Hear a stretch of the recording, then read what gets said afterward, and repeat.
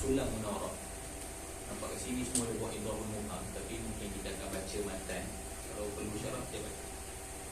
Untuk gambaran awal memadai untuk kita baca matan saja. Ada pun nahu kita baca matan al-ajurumiyah. Cara sebut betulnya al-ajurumiyah. Jurumiyah itu kita tinggal buat al-ajurumiyah. Okey. Untuk pengenalan dalam setiap ilmu, kebiasaannya mubtadi ni, kalau tambah-tambah pula kalau dia masuk ke cara talaqi ataupun cara talaqi ataupun cara pondok ni, dia akan terus masuk ke dalam satu ilmu ni, terus masuk kitab Bismillahirrahmanirrahim. Tambah-tambah pula kalau masuk syarah, dia akan keliru perbahasan setiap ilmu, dia akan keliru apa dia yang dia nak daripada ilmu tersebut. Kerana itu dalam setiap ilmu kita kena bincang terlebih dahulu apa yang dinamakan sebagai muqaddimah ilmu, tanpa melihat sebelum kita masuk kitab sekalipun. Muqaddimah ilmu, apa maksud muqaddimah ilmu? Muqaddimah ni ada dua, ada maksud muqaddimah kitab, yang kedua muqaddimah ilmu. Muqaddimah kitab ni yang biasanya Bismillahirrahmanirrahim, Alhamdulillahirabbil alamin, wassalatu wassalam. Selagi tak jumpa amma ba'du tu, kita panggil muqaddimah kitab. Apa dia muqaddimah ilmu? Muqaddimah ilmu ni perkara-perkara yang perlu kita ketahui sebelum masuk dalam setiap satu ilmu, ataupun nama lainnya al-mabadi' al-asyarah, prinsip 10. Al-mabadi' al-asyarah ni mula-mula dikenalkan oleh Imam At-Taftazani yang mensyarahkan kitab Tarhisul Miftah. Dia kata penuntut ilmu ni biasanya tersalah jalan dia terus masuk ke ilmu. Tentu dia kenal terlebih dahulu ilmu tersebut. Ibarat masuk dalam satu ilmu, tanpa tahu apa dia definisi, apa dia takrif ilmu tersebut, apa dia matlamat daripada dia mengaji ilmu tersebut, apa dia maudhu' ataupun topik perbincangan ilmu tersebut. Imam At-Taftazani pada peringkat awalnya dia hanya menekankan 3 perkara. Apa-apa ilmu, jadi dekat nahwu kita bincangkan nahwu. Kalau kita masuk saraf, kita bincangkan saraf. Apa dia takrif mantiq, apa dia topik ilmu mantiq, apa dia matlamat kita mengaji ilmu mantiq. Itu 3. Okay, selepas tu ulama yang datang lepasnya tambah sampai kepada Imam As-Sabbani. Imam Sabbani dia ada hasyiah kepada syarah Al-Mallawi ala As-Sulam. Kita ada matan, syarah kepada matan kita panggil syarah, syarah kepada syarah kita akan panggil hasyiah. Andailah hasyiah tu disyarahkan lagi, kita akan panggil taqrirat. Okay. Imam As-Sabbani dia panjang lebarkan lagi, dia kata muqaddimah ilmu ni kepada 10. Mula-mula sekali yang paling penting takrif. Kita kena tahu ilmu tu takrif tu. Sebab daripada takrif kita akan tahu mana awal hujung ilmu tersebut. Daripada takrif juga kita akan tahu maudhu'. Maudhu' ni apa? Sasaran. Contohlah kita cakap ilmu nahwu takrif dia apa? Ilmu yang mana dengan kaedah yang diletakkan, kita akan tahu macam mana nak bariskan artikan ini. Jadi apa dia maudhu' dia? Jadi maudhu' dia adalah lafaz-lafaz Arab dalam jumlah yang difahami. Itu kalau ilmu nahwu. Jadi daripada takrif tu kita akan tahu maudhu'. Apa dia samarah ataupun apa dia ghayah, apa dia matlamat kita mengaji ilmu nahwu. Contohnya kita nak jaga lidah kita daripada tersalah. Itu 3 benda. Okey, dalam mantiq juga kita kena bincang macam tu. Dalam fiqh, dalam ilmu akidah dan semua ilmu.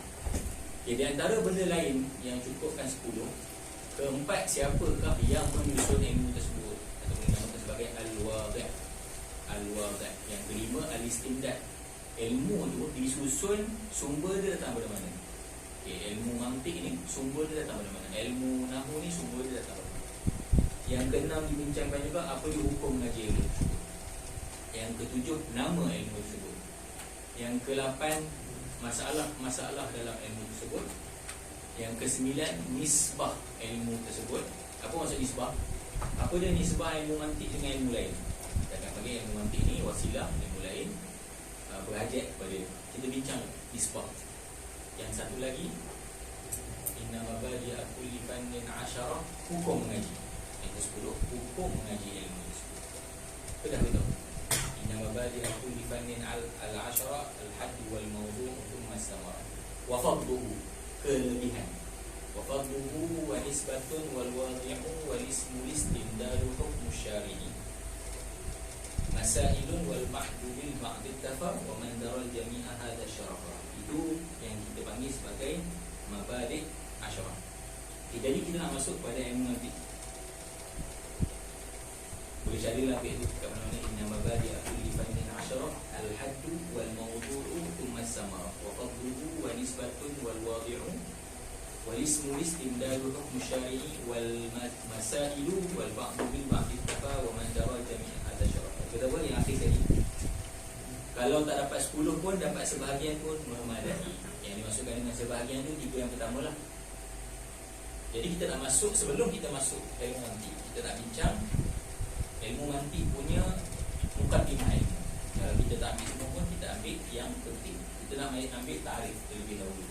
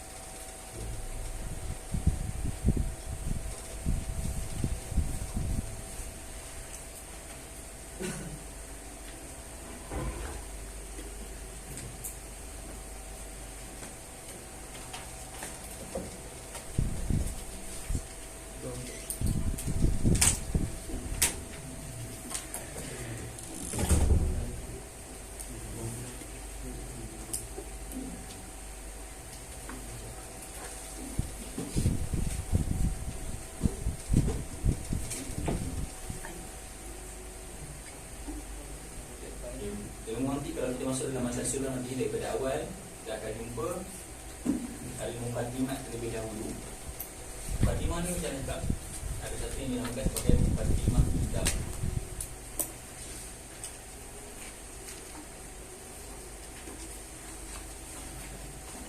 Muqaddimah kitab ni alhamdulillahilladzi, sampailah selawat pada Nabi al-al itu semua bagi muqaddimah kitab. Yang muqaddimah kitab ni tidak ada apa-apa lah. Kadang-kadang ada sesetengah ulama, ada sesetengah guru, dia takut sebab apa? Kalau kita masuk dalam syarah kita faham contohnya. Bila alhamdulillah dia letak kata alhamdulillah. Lepas tu nanti dekat bait yang seterusnya, contohnya bait yang kita masuk ke bait yang dia masih dalam muqaddimah kitab. Dia kata apa? Contohnya bait yang ke kedua, alhamdulillahilladzi qad akhraja nataijal fikri arbabil huda wa hatta anhum min sahabil jahl min sama'il aqli. Dekat baik-baik tu banyak uslub-uslub tashbih yang ada dalam ilmu balaghah. Kalau kita baca syarah, mungkin akan keluar tajuk akan bincang ilmu balaghah. Jadi akan tersasar. Ada setengah ulama dia tinggal tu mukadimah kitab. Ataupun dia terus ambil tabarruk dia baca alhamdulillahilladzi qad akhraja tu dia terjemah. Sebab pun kalau lagi kita baca syarah sekarang ni kita punya matlamat kita nak kenal terlebih dahulu ilmu mantiq. Kalau kita baca mukadimah kitab ni dan kita baca dengan syarahan ni sekali, takut-takut akan keluar daripada matlamat yang kita nak. Mukadimah kitab ni bait 1 sampailah bait yang ke-14. 1 sampai ke-14. Itu dinamakan sebagai mukadimah kitab. Pasal kita ada dalam muqaddimah ilmu.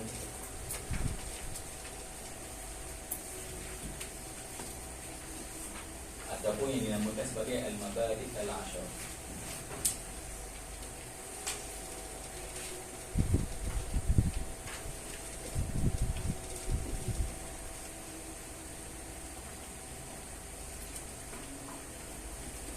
Tulis tu baik. Al-mabadi' al-ashar ni 10 perkara. Yang pertama al-haddu. Yang kedua al-mawdu'. Yang ketiga al-thamarah. Yang keempat fadluhu. Yang kelima nisbah. Yang keenam al-wadi'.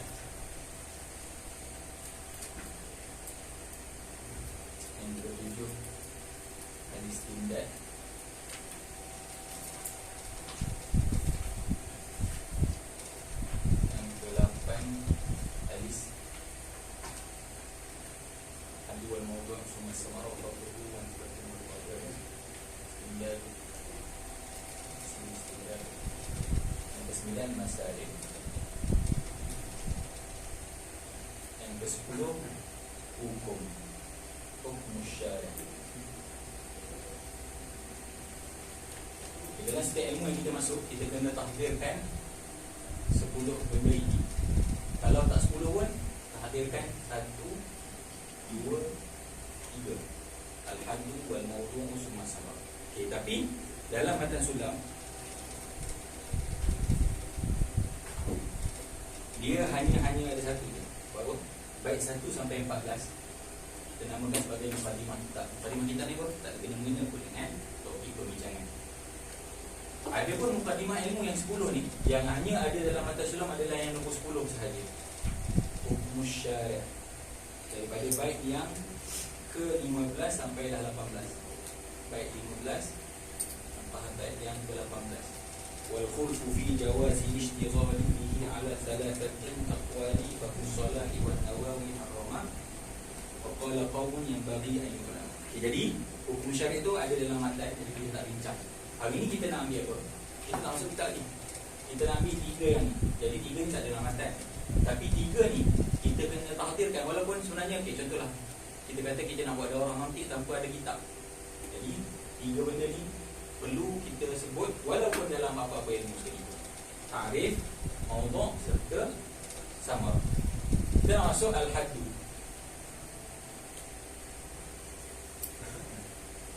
Ataupun nama lainnya at-ta'rif. Al-haddu dengan at-ta'rif punya sama. Apa dia ta'rif ilmu mantiq? Ilmun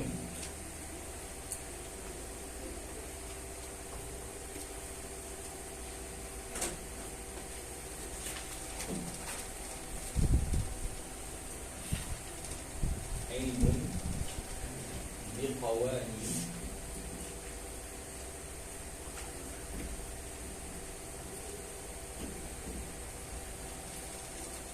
ta'simu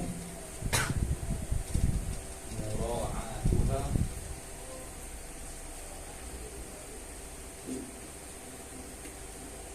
az-zihna 'anil khata'i.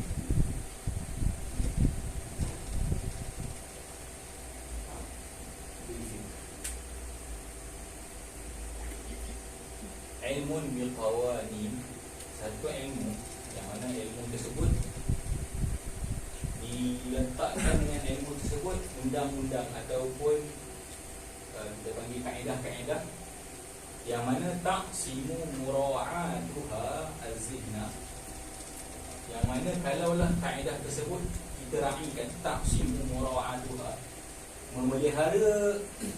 Siapa yang meraihkannya memelihara apa? Memelihara akal fikiran anil khata'i fil fikri, daripada tersalah dalam berfikir. Jadi apa dia ilmu mantiq? Ilmu mantiq ni adalah satu ilmu yang mana diletakkan kaedah-kaedah, yang mana jika kaedah-kaedah tersebut diraihkan, dia akan memelihara zihin daripada tersalah dalam berfikir. Daripada tersalah daripada berfikir.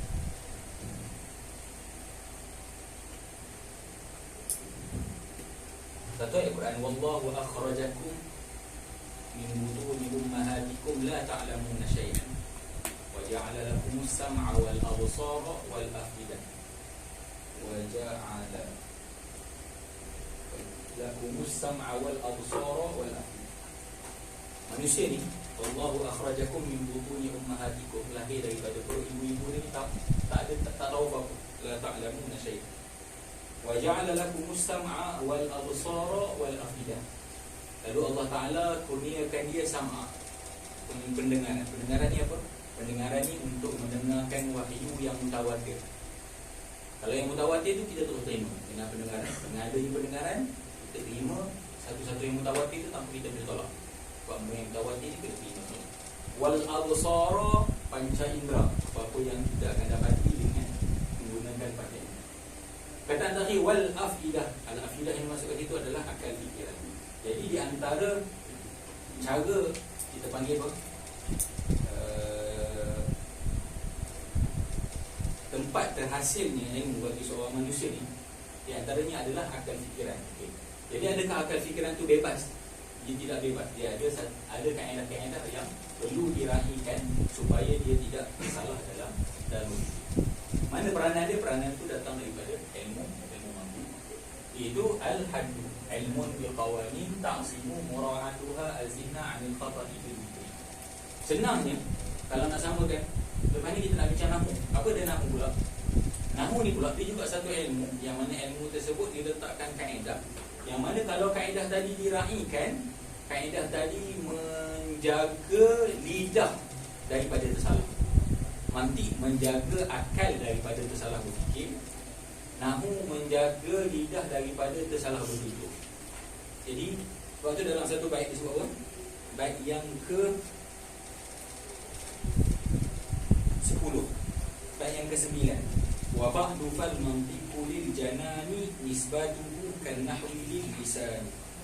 Dia kata apa? Mantik tu nisbah dia kepada akal sama seperti nisbah nahu kepada lidah.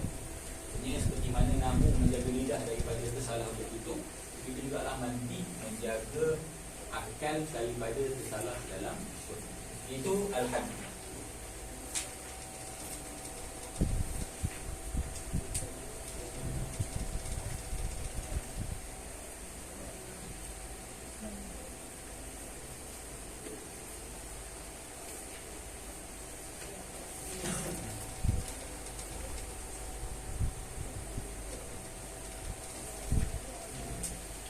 Okey, yang kedua al-mawdu'.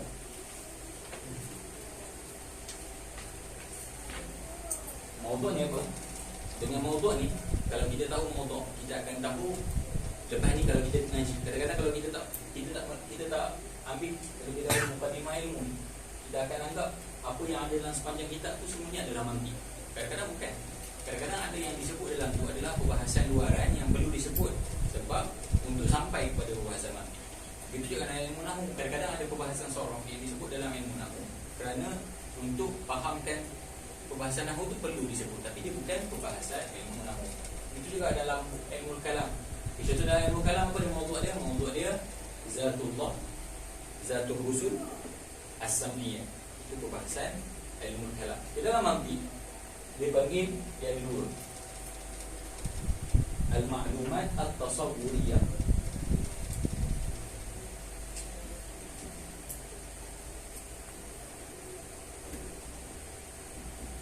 Al-ma'lumat at-tafsiriyah.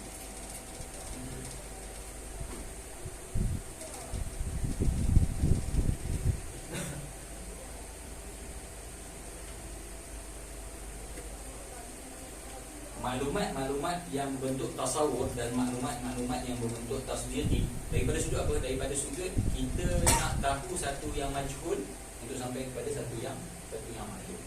Jadi perbahasan ilmu mantik nanti kejap lagi kalau kita masuk dalam mawdu' dia ada dua lah.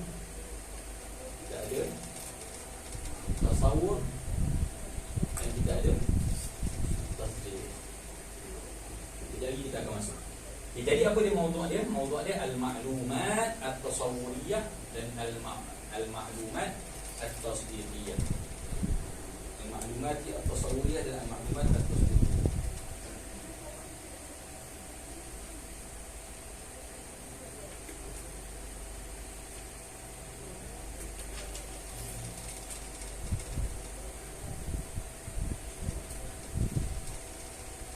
Yang ketiga samarah.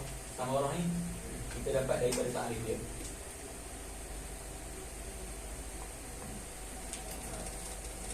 Ta'simu mura'atuha az-zihna 'anil khata' fikri. Ini apa? Ismatu az-zihni 'anil khata' fikri. Kami daripada ta'rif ini kita akan tahu secara matlamat daripada ilmu mantik ni adalah untuk memelihara akal kita daripada tersalah dalam berfikir. Itu yang ketiga. Yang keempat farduhu, yang kelima nisbah, yang keenam al-wadih, al-istimdad, al-ismu, al-sadidu, hukum syarah. Kita tak sebut, tapi boleh ambil daripada mana-mana syarah-syarah yang ada. Farduhu kita panggil keistimewaan dia. Kalau kita tahu ilmu mantik, kita akan senang faham ilmu yang lain. Nisbah dia apa? Nisbah dia kalau bagi semua ilmu dia adalah Fatimah bagi semua ilmu lain. Al-Wadih panggil apa? Aristotle nama dia. Ada nama apa? Aristotle. Atau kita sebut nama nama itu PI Aristotle.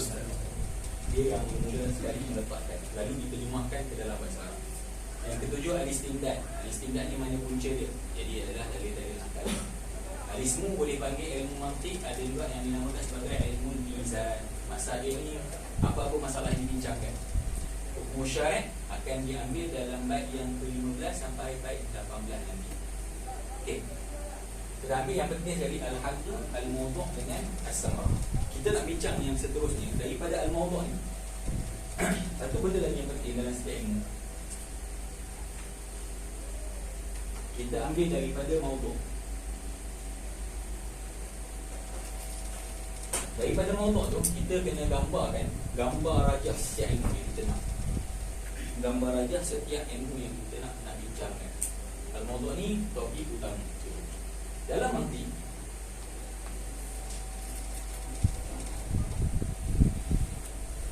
pecah kepada dua je perbahasan. Perbahasan at-tasawwurat dengan perbahasan at-tasdiqat.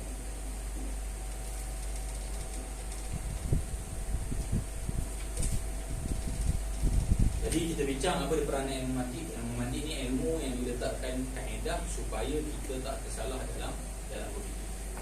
Okay, jadi perbahasan dia terhad bagi dua benda, tasawur dan tasdiq. Apa dia tasawur? Tasawur ni dalam bahasa yang disebut idraku mufrad. Idraku al-mufradat.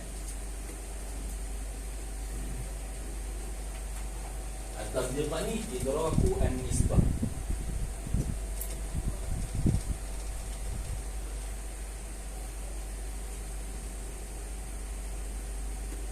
Okay, dalam nahwu dan sorof, apa beza nahwu dan sorof? Nahwu dan sorof, nahwu kita nak bincang, kita nak mengaji supaya kita boleh bubuh bagi akhir kalimat dan supaya kita faham jumlah tersebut. Jadi nahwu ni peranan dia, nahwu ni mawdu' dia apa? Kalimat bahasa Arab ketika berada di dalam ayat. Jadi kita tak boleh bincang pun. Contohnya kalimat Zaid semata-mata kita tak bincang dalam nahwu.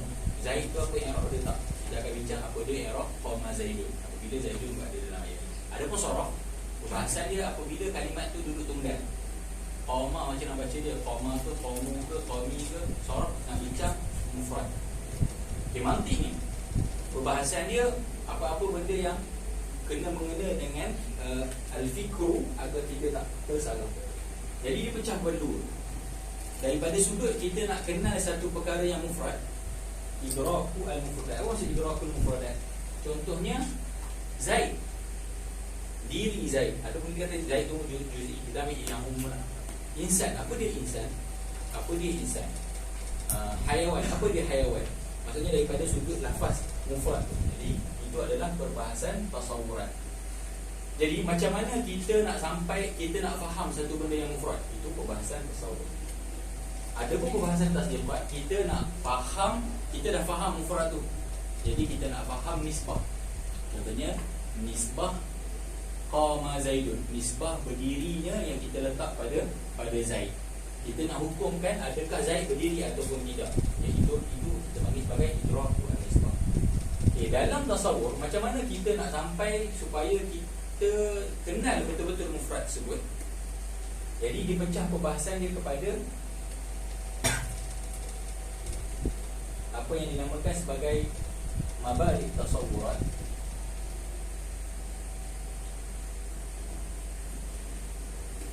dan maqasid at-tasawurat.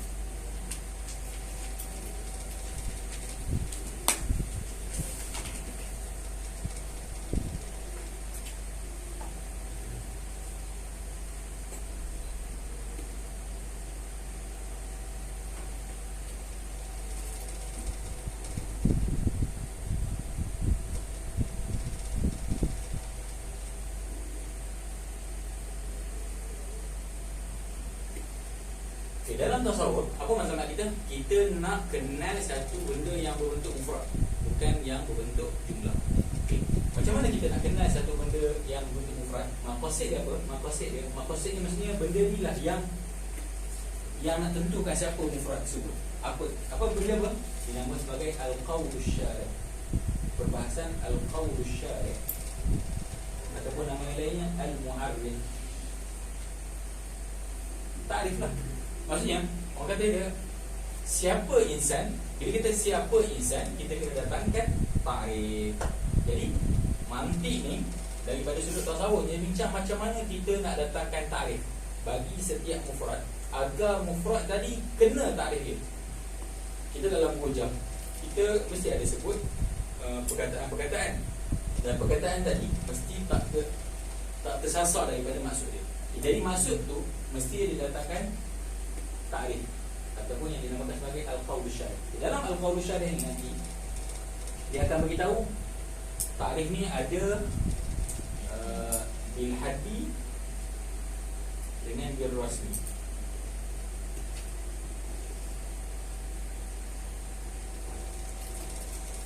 Kita nak takrifkan satu-satu benda ni. Ada yang takrif kita panggil ta'rifun bil haddi, ada yang kita panggil ta'rifun bil rasmi.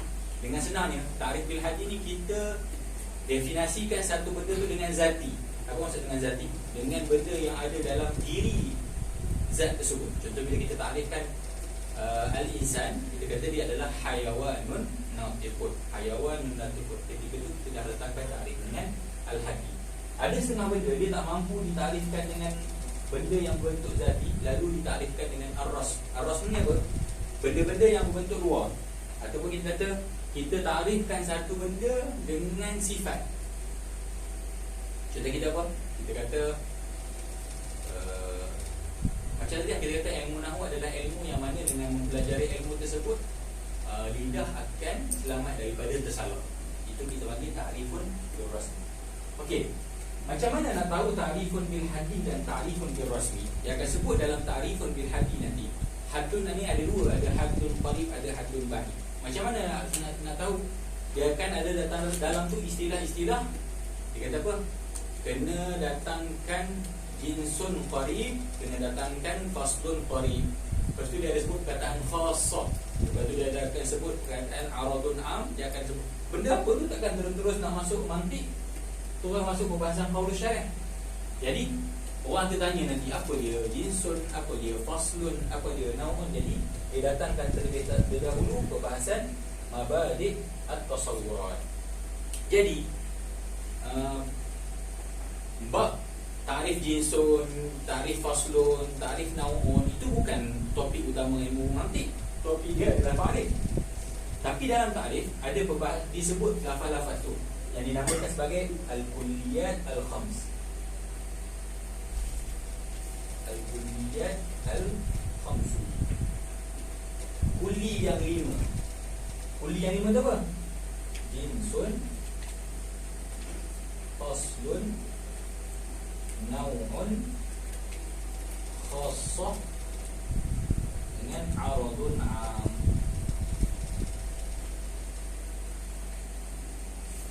Jadi datanglah perbahasan ini terlebih dahulu. Jadi adakah dia tu perbahasan utama yang menganti? Bukan.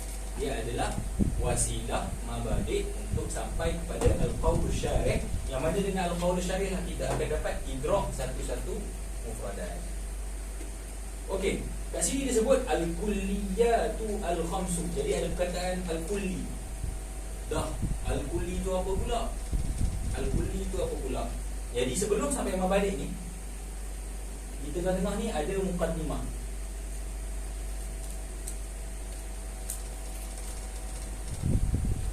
Muqaddimah sebelum sampai al-kulliyat al-khams. Kemungkinan al-kulliyat al-khams ini kita akan sampai lambat, sebab banyak lagi tajuk. Selepas ni kita akan jumpa hukum istighfar. Hukum istighfar tu akan ada anwa'ul ilmi al-hadis. Di antara muqaddimah ni dia akan bincangkan ad-dilalah. Kita akan jumpa perbahasan dia taksimkan lafaz kepada mufrad dan al-murakkab. Taksim al-alfaz.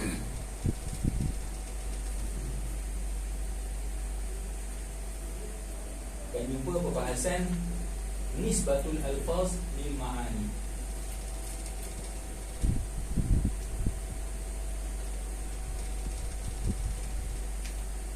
Dan akan jumpa satu perbahasan apa dia, al-kulli wal juz'i.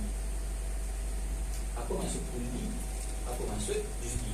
Barulah dia akan sampai kepada al-kulliyat al-khamsu, dan ditarifkan 5 istilah ni. 5 ni ada benda yang zati, ada benda yang aradi. Apa maksud zati? Zati ni benda yang memang tak dapat hilang daripada mufrad tersebut. Apa dia aradi? Aradi ni benda luar. Aradi itu adalah khasah dan am. Adapun zati adalah jinsun dan khasah. Tapi kalau lah terus-terus masuk ilmu mantik al-kulliyatul khams, dia agak terkejut juga. Sebab apa? Dia ada main perbahasan lafaz. Jadi dia dahulukan dengan perbahasan dalalah. Nanti kita akan bincang dalalah ni pecah pula. Dalalah ni macam mana satu-satu lafaz tu menunjukkan kepada maksud dia. Kadang-kadang benda dalalah ni bukan semestinya lafaz. Dipecahkan pula. Dalalah ni ada yang lafzi, ada yang ghairul lafzi. Contohnya, kita tengok api, kita tengok asap. Asap tu ada suara, tak ada suara. Tapi daripada asap tu kita tahu maksudnya ada api. Jadi asap tadi merupakan dalalah kepada api, dalalah yang bukan lafzi. Jadi ada perbincangan dalalah. Kenapa? Ini semua adalah muqaddimah untuk sampai kepada al-kulliyat al-khams. Jadi maqasid untuk ilmu tasawuf adalah kita nak takrif, kita nak definisikan satu-satu perkara. Jadi sebenarnya kalau betul-betul nak shortcut, kalau kita ngaji romantik tu masuk dalam al-qaulus syarih, kita betul bincang macam mana kita nak takrifkan satu-satu. Kita kena letakkan jinsun, kita kena letakkan masdar. Lepas tu dia ada syurut. Takrif ni tak boleh ada lafaz mushtarak. Dia tak boleh ada majaz. Dia tak boleh kita datangkan au. Ada yang akan dibincangkan dalam itu kalau perbahasan at-tasawurat. Lepas tu dia bincang pada at-tasdiqat. Juga at-tasdiqat pecah pada dua, mabadi dan maqasid. Mabadi dan al-maqasid. Okey, oleh kerana tasdiqat ni adalah kita nak faham nisbah, kita nak faham jumlah, kita nak faham nisbah. Al-nisbah al-wuqu'iyah sama ada betul ataupun tidak. Kita dah tahu dah masuk step juzuk, tapi kita nak faham nisbah di antara maudhu' dengan mahmul. Maudhu' dengan mahmul ni istilah dalam ilmu mantik. Kalau dalam nahwu kita panggil mubtada khabar, ataupun kita panggil fi'il dan fa'il. Dalam balaghah dia panggil musnad ilaihi, tapi dalam mantik dia panggil maudhu' dengan mahmul, nisbah yang ada sama ada nisbah tu nisbah ya ataupun nisbah tidak. Okey. Jadi apa dia maqasid dia? Maqasid dia yang nak dalam ilmu mantik ni adalah al-qiyas dan al-hujjah. Yang al-alamu mutaghayyirun wa kullu mutaghayyirin hadis, al-alamu hadis. Itu matlamat dia. Jadi apa sifat? Okey, dalam tasdiqat ni orang letakkan satu statement, al-alamu hadis. Alam itu baharu. Jadi kita nak hujahkan yang kita nak dapat natijah al-alamu hadis tu macam mana? Kita kena datangkan qiyas. Qiyas ni mesti datang daripada dua muqaddimah. Okay, adakah muqaddimah tu bebas kita cipta? Tak. Muqaddimah ni ada syarat dia. Ada syarat. Muqaddimah sughra yang pertama tu ada syarat-syarat dia. Muqaddimah kubra tu ada syarat-syarat dia. Jadi itu yang matlamat dalam perbahasan at-tasdiqah. Tapi oleh kerana nak sampai kepada natijah dalam qiyas tu diperlukan kepada muqaddimah. Muqaddimah tu adalah jumlah. Jadi dia datang perbahasan mabadi terlebih dahulu yang dinamakan sebagai al-qadaya wa ahkamuha.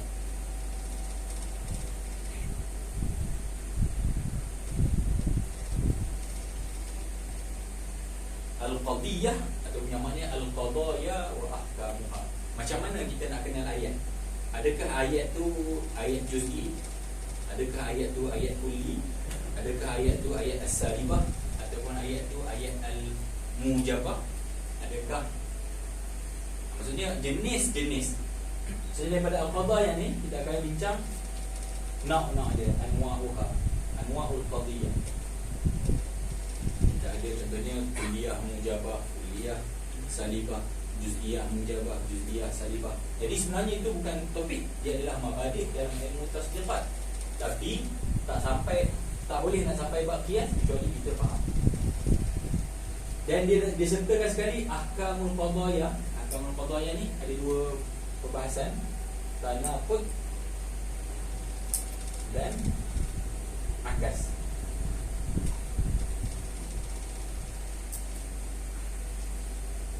perbahasan tanafut dan perbahasan akas. Jadi dalam tasdid 4 ni yang kita nak ni apa? Jelaskan ni. Dan mungkin perbahasan tu akan banyak sikit adalah al-qiyas. Adapun yang datang sebelum tu kita panggil sebagai mabadi' dalam perbahasan at-tasdid 4. Okey.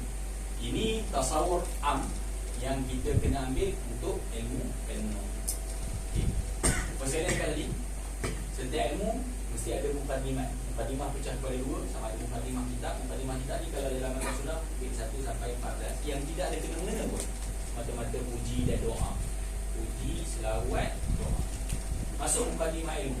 Ada setengah kitab dia pilih, dia datangkan ta'rif. Tapi kebiasaannya mukadimah ilmu ni akan didatangkan oleh syarih.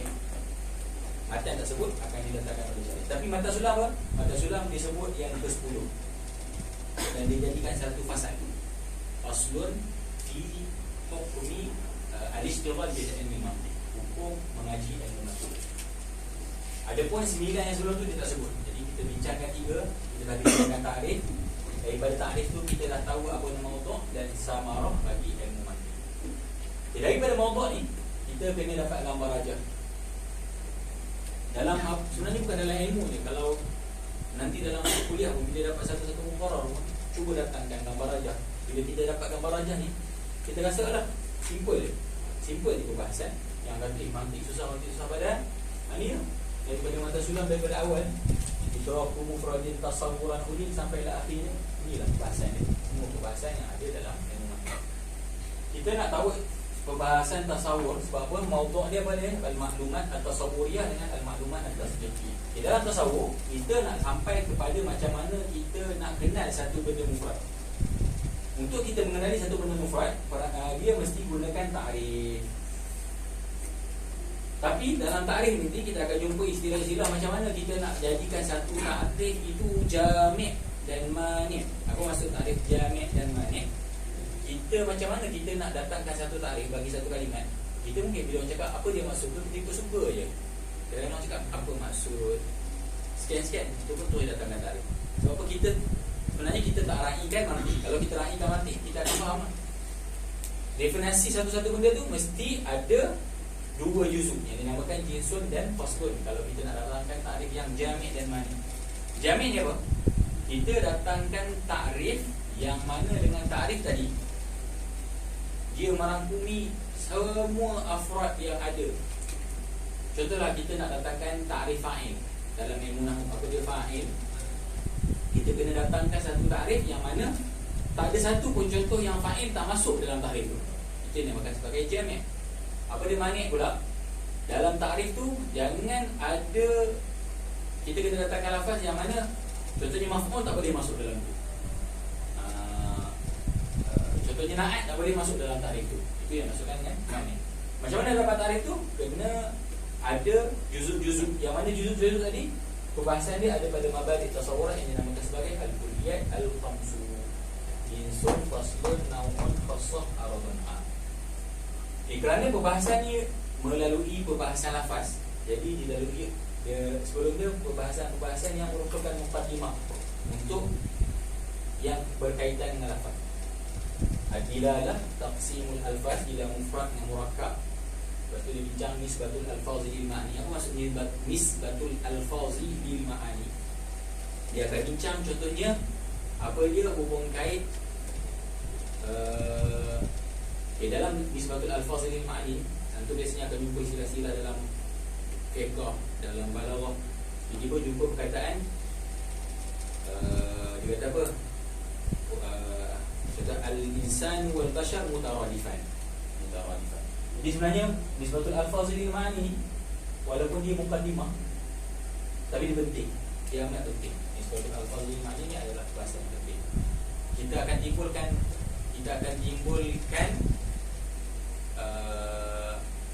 apa dia hubung kait satu dengan satu. Apa dia hubung kait manusia, insan dengan bashar itu panggil mutaradif. Apa dia hubung kait contohnya farasun dengan insan. Kita akan bagi mutabayin. Apa dia hubung kait? Kadang-kadang hubung kait tu dia ada nisbah. Kita akan bagi dia apa? Istilah dia umum wa khusus mutlak, umum wa khusus wajhi. Jadi kita akan tahu daripada nisbatul alfaz lil ma'ani. Kemudian maqasid ni kita nak tahu tarikh, macam mana tarikh, ada syurut-syurut. Last kali pembahasan at-tasdiqat. Dan tasdiqat ni kita nak dapatkan idrak an-nisbah al-wuqu'iyah dalam setiap jumlah. Oleh kerana dia berkaitan dengan jumlah, jadi didatangkan perbahasan jumlah.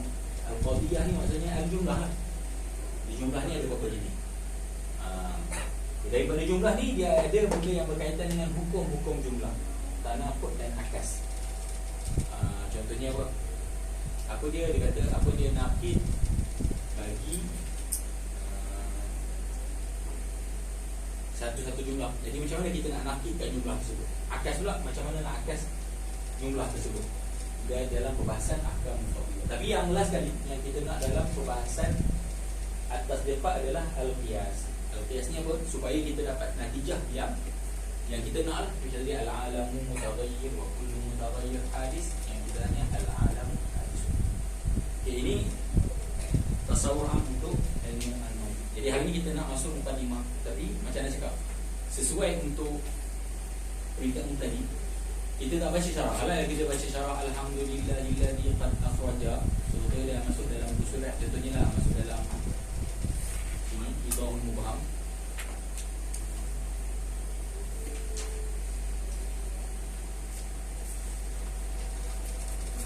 Surat 14 dia kata apa? Alhamdulillahatan wa urfan. Dia datang kata alhamdulillah. Jadi semua tu merupakan benda luaran. Kita nak utama sekali kita dapatkan gambar bentuk yang mana. Jadi mukadimah ni kita baca sahaja dengan dia terjemah terjemahkan. Bismillahirrahmanirrahim. Qala al-musannif rahimahullah ta'ala wa nafa'ana Allah bi 'ulumihi wa bi 'ulumi masyayikhina fi darain amin.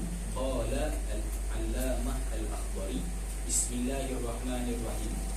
Bismillah ni mungkin daripada dia, mungkin daripada orang yang menyusun, mungkin ada dituliskan. Tapi kalau bukan daripada dia pun confirm ada dalam hati dia. Alhamdulillahilladzi qad akhraja nata'ijal fikri bi arbabil hijab. Segala puji bagi Allah yang mengeluarkan nata'ijal fikri, natijah buah-buah fikiran di arbabil hijab bagi orang yang mempunyai akal. Wa hatta anhum min sama'il aqli kulla hijabin min sahabil jahli. Dan menghilangkan daripada mereka, daripada orang yang mempunyai akal, manusia lah, min sama'il aqli, hilangkan daripada langit akal. Ini ada unsur-unsur balaghi. Jadi kita tak bincang kalau kita masuk balagha nanti ditashbihkan akal tu dengan langit. Lepas tu dijadikan mudhaf ilaih. Jadi kita terima. Allah Ta'ala hilangkan apa? Hilangkan kulla hijabin min sahabil jahli. Hijab ini maksudnya benda-benda yang kita tak faham tu lah, daripada awan kejahilan. Dia samakan jahil itu seperti awan, sebab awan ni menutup. Jadi Allah Ta'ala hilangkan. Hatta badat lahum syumusul ma'rifah, hilangkan kejahilan tadi sehingga nyata bagi mereka, nyata bagi manusia, syumusul ma'rifah, matahari pengetahuan. Padahal sebenarnya hatta badat lahum al-ma'rifah, tapi dalam balawah ni dia nak cantikkan ya. Dia samakan ma'rifah tu dengan matahari, daripada sudut kedua-duanya memberi penerangan. Jadi kata sehingga nyatalah matahari ma'rifah. Ra'au mukhaddaratiha munkashifah. Orang yang berakal tadi dengan ilmu mantik ni, dengan izin Allah Ta'ala, dia tengok benda yang menutup akal dia tadi semuanya jelas, munkashifah, ternyata. Nahmaduhu jalla ala al-in'ami, segala puji pada Allah Ta'ala di atas segala nikmat, di ni'matil imani wal islami, dengan nikmat iman dan Islam. Man khassana, nahmaduhu, kami puji akannya, itu balik kepada Allah. Dia datang ambil yang kelima, kata man tu Allah lah. Man khassana bi khairi man qad ursila.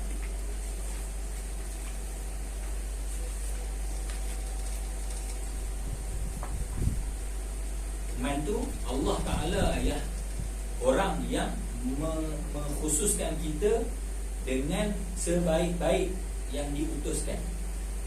Maksudnya umat Nabi Muhammad lah. Allah Ta'ala tadi mengkhususkan kita dengan sebaik-baik utusan. Wa khairi man hazal maqam, ula dan diberikan kepada kita sebaik-baik orang yang berada pada maqam yang paling tinggi, Nabi Muhammad lah. Lalu disebut Muhammadun sayyidu kulli muqtafa. Siapa dia yang sebaik-baik makhluk yang diberikan kepada kita? Nabi Muhammad sayyidu kulli muqtafa, ketua bagi setiap yang diikuti. Ini dalam para nabi ni yang diikut ramai, tapi nabi ni ketua bagi para nabi. Al-Arabi Al-Hashimi Al-Mustafa. Kita baca Muhammadin sayyidi kulli muqtafa Al-Arabi Al-Hashimi Al-Mustafa. Salla alaihi Allahumma damal hija yakhudu min bahril ma'ani ujaja. Selawat ke atasnya, ke atas Nabi Muhammad, Allah Ta'ala bersalawat ke atasnya. Madamal hijab, madama tu selama mana hijab, hijab tu akan, selama mana hijab akan, yakhudu min bahril ma'ani ujaja, selama mana akal berenang dalam lautan. Maksudnya apa?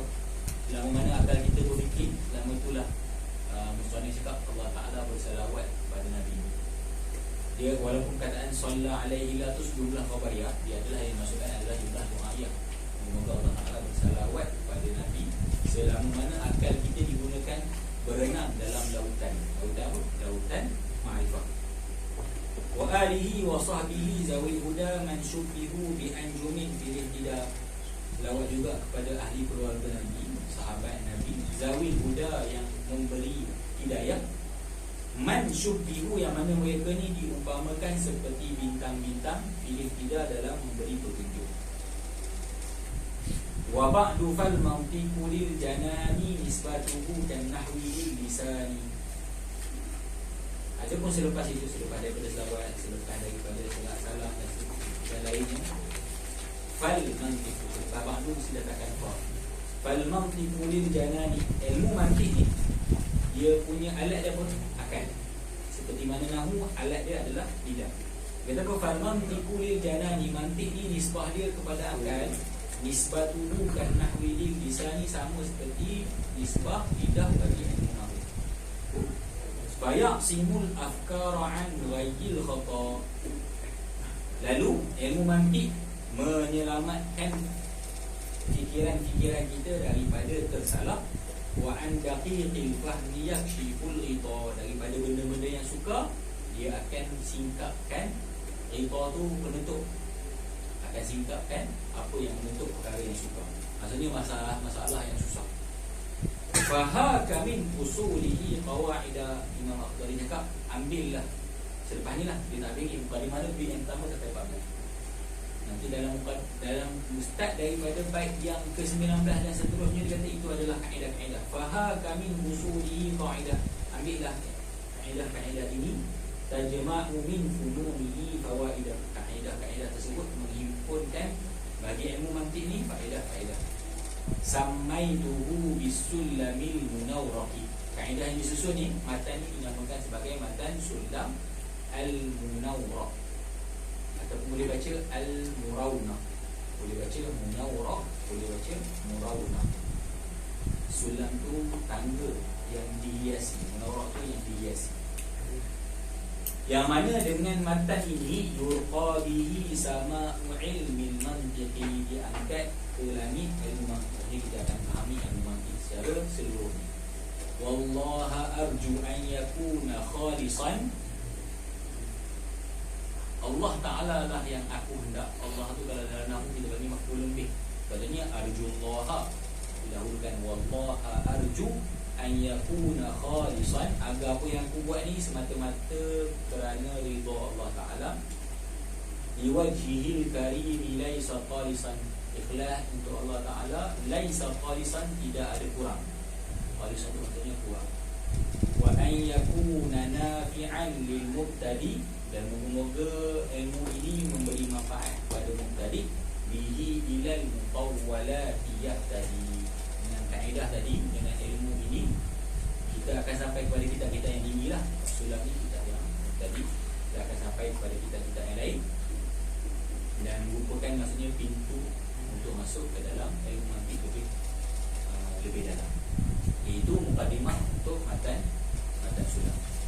InsyaAllah muhadharah yang akan datang kita akan masuk ilmu nahwu pula. Kita akan masuk kepada satu lagi muqaddimah ilmu yang disebut oleh Imam Afdali, itu hukum mengaji ilmu mantiq. Tapi sebenarnya hukum ni, hukum mengaji ilmu mantiq yang dalam bait yang ke-15 sampai 18 ni, hukum ilmu yang masih ada bercampur dengan unsur-unsur falsafah Yunani. Ada pun sebenarnya kalau mantiq yang dah dibuang, dia tak ada isu pun dalam mengaji. Walaupun Wahabi timbulkan isu, dia tak ada. Memang kita boleh kata fardu kifayah. Fardu kifayah boleh, memang perlu mengaji. Ada pun yang kita akan bincang nanti dalam bab 15 18. Mantik yang masih belum dibuang. Sebab apa? Sebab kalau orang tu dia tak kuat, dia mungkin boleh jadi sesat. Jadi itu ada perbahasan, boleh ke tak boleh. Itu yang akan dibincangkan dalam bab yang ke-15. Lepas tu kita akan terus masuk dalam perbahasan at-tasawwur. Ada soalan untuk mantik? Kita masuk kepada nahwu.